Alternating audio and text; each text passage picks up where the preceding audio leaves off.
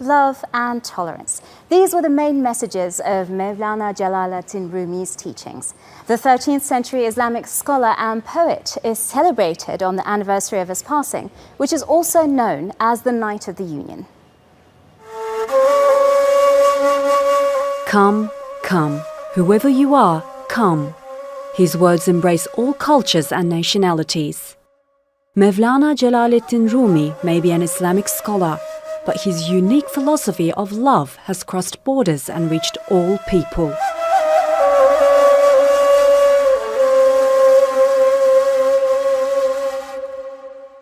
His life is celebrated every year around the world during Şeb-i Arus, which marks Rumi's reunion with God. The main event on the 743rd anniversary of his death took place this weekend in the Turkish city of Konya under the theme, "It's Time to Unite."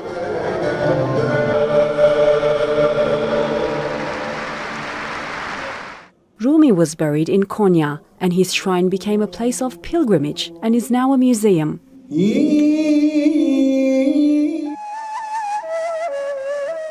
The most anticipated part of the ceremony was the performance of the Whirling Dervishes.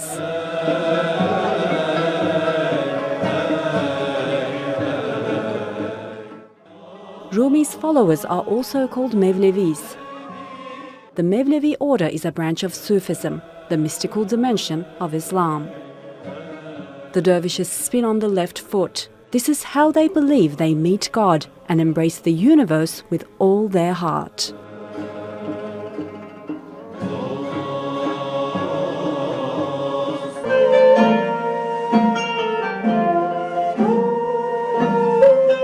Iran and Lebanon also held their own events to celebrate the Night of Union.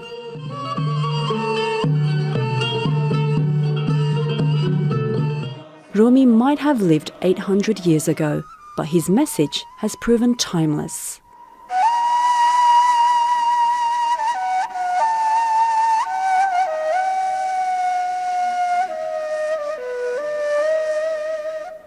As people all over the world mark the 743rd anniversary of the death of poet, philosopher and mystic Mevlana Jalaluddin Rumi, we have Rumi and Sufism author and expert Shems Friedlander with us to tell us a bit more. Hello and thank you for joining us. Thank you. So tell us, what is Şeb-i Arus? Well, Şeb-i Arus literally means the wedding night. And for the Mevlevis, it's the celebration of the wedding night of Jalaluddin Rumi, the night of his passing, which was, as you just said, 743 years ago, just this week, on the 17th of December. So Rumi, at that time, never felt that he was dying. He was joining his beloved.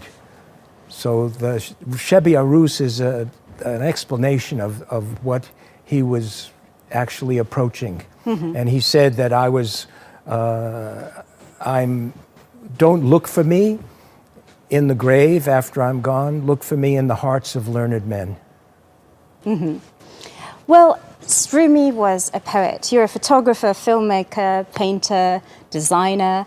There's so much aesthetics in a lot of, for example, the Whirling Dervishes, just looking at them. What's the relationship between art and Sufism? Well, I'm not sure there really is an extraordinary relationship, unless the art is used to express Islam, express a Muslim feeling, express a Sufi feeling. The Mevlevi, as they turn, it is a very beautiful kind of movement and dance, but we shouldn't mix up the idea that this is really a dance. It's not a dance. Right. This is the zikr Allah of the Mevlevi order. And so as they turn, they repeat subvocally the name of Allah. So this is a religious experience that's really part of the Mevlevi tradition that grew with Rumi and then was later on expanded by his son Sultan Velid.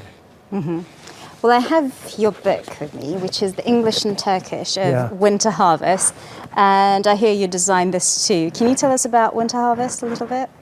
Well, Winter Harvest is actually my memories.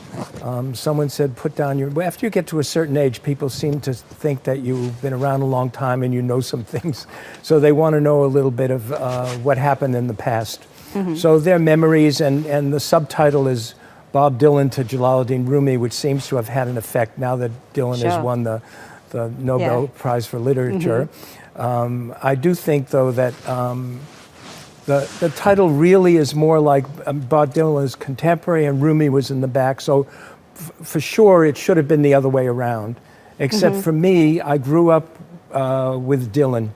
Right. And I went back to Jalaluddin Rumi because I felt the essence of what I wanted to know and understand came through Rumi. Well, Rumi, a poet that's born 809 years ago, is read really widely in the West. In fact, it sells more than Shakespeare in the States. Why do you think that is? Well, I believe that that's because Rumi has become known as the poet of love. But in the West, I think there's a misunderstanding. Rumi was not known as the poet of physical love. Rumi is known as the poet of metaphysical love. Right. And he wrote of the love of Allah and the love of the Prophet Muhammad, and everything that was in the Mesnevi comes originally from its root source of the Quran. So Rumi was somebody who delved into the Quran and mined the knowledge that was presented to us there and revealed to us there, and presented it in a poetic way, in a way that could be more understood and through contemporary man, both then and now. I believe that Rumi's Mesnevi is not a book. I believe that Rumi left a sheikh, and Rumi left, we are the heirs of Rumi. And indeed, as the heirs, we should be aware of what we do with that inheritance. So how is Şeb-i Arus celebrated around the world? Well, let's stay with Konya, because in Konya it's the most important aspect, because Konya is where Mevlana is. It was his maqam. It was where he basically was his laboratory. He spent his adult life in Turkey.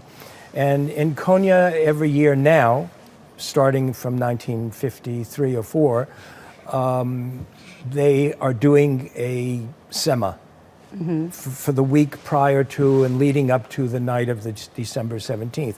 I think this has been picked up in other places, but I must stress that Mevlana Jalaladdin Rumi was a Muslim, and although he accepted people of all religions, of all paths, of all traditions, he accepted them as a Muslim. So to be a Sufi, you have to be a Muslim. To be a Muslim, you don't have to be a Sufi.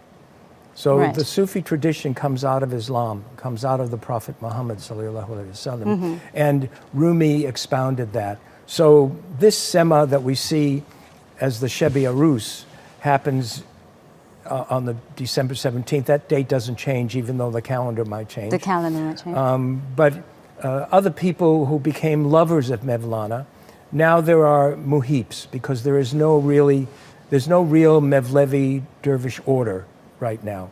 Because in order to become part of a dervish order of the Mevlevi, you had to go through 1,001 night chile, a retreat, which doesn't exist at the moment.